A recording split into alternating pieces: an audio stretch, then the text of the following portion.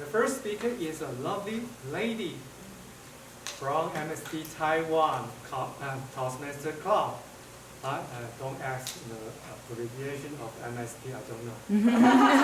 But the reason I use the word lovely is because of her reply to my question. She said, I would motivate no one else but myself. Keep calm and choose a special person in my mind whom I would like to present this cake to. Wow. I produce to no one else but the one I love. Ladies and gentlemen, let's welcome Sara Han. Her title is How Does Childhood Affect Our Relationship in Adulthood?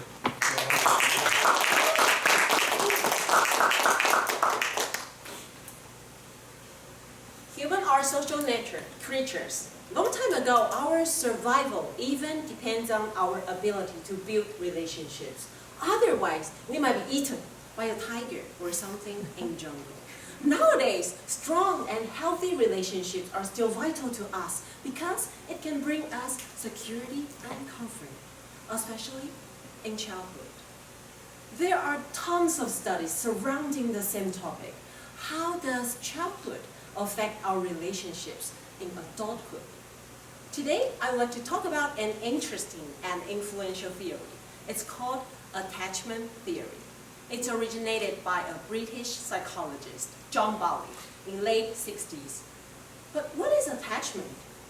According to psychologists, it's the deep emotional bond that makes you want to be with another person. So that's why we miss somebody when they're gone. And the core idea of attachment theory is, in our childhood, the attachment between our primary caregiver and us is crucial and brings much influence to our significant relationships in our lives.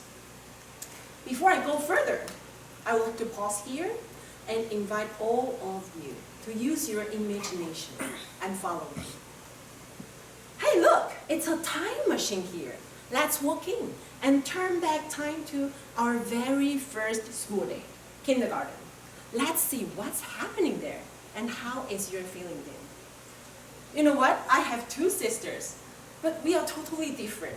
They are quite independent and fearless, so they just spent little time to fit in school life. But me, although I was the tallest kid, but I was not brave at all. I just couldn't leave my mom for 1 second. When I was sitting in the classroom, I was always looking outside of the window to search where my mom is. If I couldn't see her, I would just burst into tears on the ground. Then I was taken to the campus to have a walk with the candy in my mouth till my mom is back. And to be honest, this didn't only happen on my first school day, but my entire kindergarten life. Very annoying. After the time journey, then, what is the impact and what is the correlation between childhood and adulthood? Remember the core idea of attachment theory? A strong emotional and physical bond between caregiver and us is critical to our later development. Let me use this to elaborate more. Our caregiver is holding here. Normally, one of our parents. We are on the other side. If the bonding is strong, we are securely attached. We feel safe so that we can go out to explore the world. Because we know that there is a safe base we can return to anytime. But if the bonding is weak, we are insecurely attached. So we might be afraid of leave or to explore the rather scary looking world outside because we are not sure if we can return. In attachment theory, there are 4 kinds of attachment types, from secure to insecure. Depends on different behaviors. 60% for secure type and 40% for the rest insecure types. For people who have secure attachment, tend to have greater trust, connect to people, and as a result, to have a happier and more successful life. And for people who have insecure attachment, tend to mistrust people, lack social skills, and may have problem forming a relationship. And if you ask me, I was definitely one of insecure type. When I was little, everything can scare me to death. I was shy, I was silent, I have self-doubt all the time. And I always try to avoid eye contact with others, just like what you do in table topics. Not mention to be a leader in class or speak in front of people. That's just so scary. However, this is not set in stone.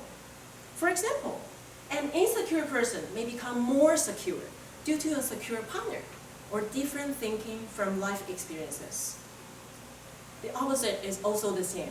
A secure person is not guaranteed to have a wonderful romantic relationship. The status might become insecure because of a negative, serious life event like divorce or illness, etc. So, it's not black and white due to many complex factors. However, it's still a good study for us to help us know more about ourselves and people around us. My dear friends, do you know yourself well? Or do you feel fearful sometimes but don't know why? Or you ever think it's not easy to get close to others or enter a relationship? My experiences told me a timid, silent crybaby can still change, can still be happy. So everyone has the capacity and ability to become better. What we can do is to know ourselves better and embrace ourselves and believe in any possibility in your life. Trust me, you will see a different world if you start to do it. Session Master.